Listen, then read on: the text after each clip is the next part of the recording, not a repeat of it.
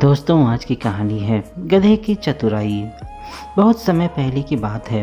एक गांव में एक धोबी अपने गधे के साथ रहता था।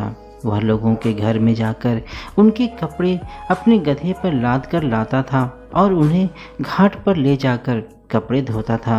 इस तरह समय बीतता गया और गधा धीरे धीरे बूढ़ा हो गया। अब गधे में पहले की तरह ताकत नहीं रही। वह पहले की तरह ज़्यादा वजन उठाने के लायक नहीं रहा। एक दिन की बात है। धोबी लोगों के घर पर जाकर कपड़े गधे पर लाद कर घाट की तरफ जा रहा था। उस दिन बहुत ही गर्मी थी, जिसके कारण कमज़ोर गधा और ज़्यादा थक गया था।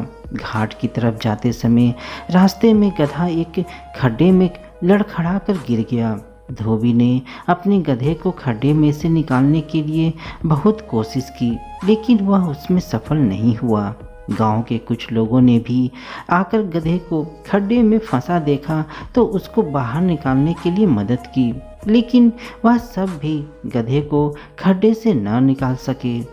इसके बाद गांव वालों ने धोबी को सलाह दी कि हम तो इस गधे को खड्डे से निकाल नहीं सकते, इसलिए ऐसा करते हैं, मिट्टी डालकर इस गधे को इसी में दफन कर देते हैं। इसी में हमारी और गधे की भलाई है।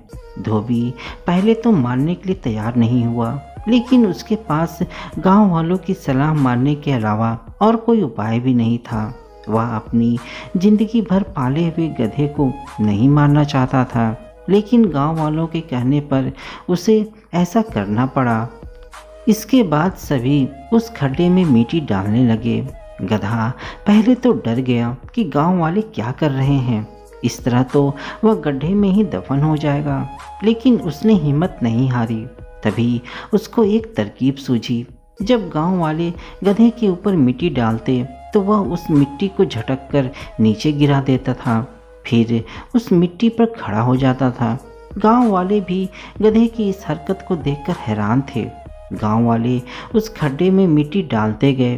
कुछ समय के बाद उस खड्डे में मिट्टी भरकर गधा ऊपर आ चुका था। वह कूदकर उस खड्डे से बाहर आ गया। यह देखकर धोबी और गांव वाले बहुत खुश हुए और सभी ने गधे की चतुराई की तारीफ की।